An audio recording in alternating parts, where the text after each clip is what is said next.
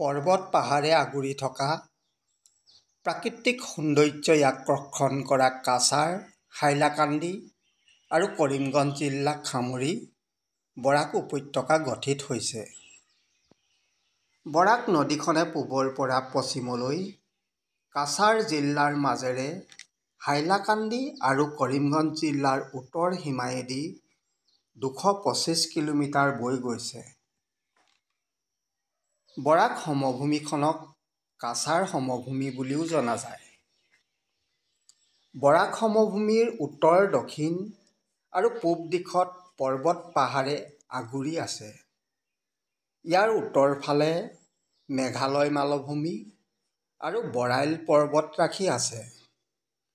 পূব ফালে মণিপুৰৰ পাহাৰীয়া অঞ্চল, দক্ষিণ ফালে মিজো পৰ্বত, পশ্চিম ফালে বাংলাদেশৰ চিলেট জিলা।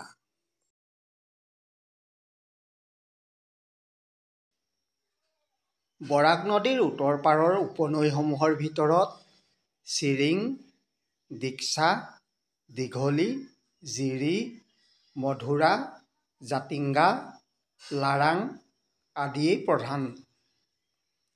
ইয়াৰ দক্ষিণ পাৰৰ উপনৈসমূহৰ ভিতৰত সোনাই, ধলেশ্বৰী, কাটাখাল, চিংলা আৰু লেংগাই অন্যতম। আদিতে এই উপত্যকাত ডিমাছা, মণিপুৰী, খাচী, কুকি, কোচ, নগা আৰু মাৰ আদি জাতিৰ লোকে বাস কৰিছিল। বৰাক উপত্যকাত বৰ্তমান সকলো জাতি, উপজাতি আৰু পূব বংগৰ লোকসকল আহি সমমিলে বসবাস কৰি আছে। এই বৰাক উপত্যকাত জাতি-উপজাতিৰ দোৱানৰ উপৰিও বেছি সংখ্যক লোকেই বংগভাষী।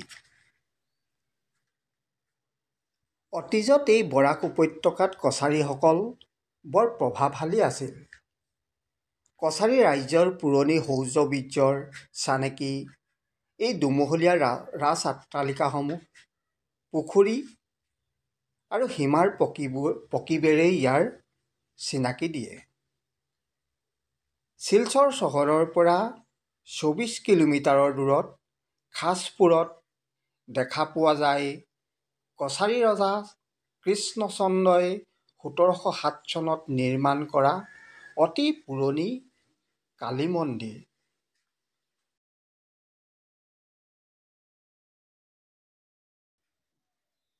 বৰাক উপত্যকাৰ কীৰ্তিচিহ্নসমূহ হ'ল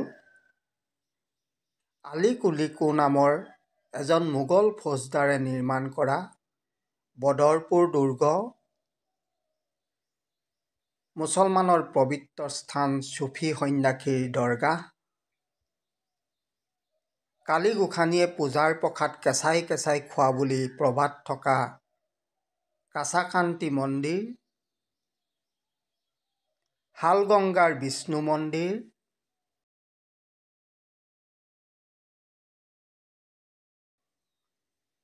আৰু ভুৱন পাহাৰৰ ভুৱনেশ্বৰ মন্দিৰ আদি প্ৰধান।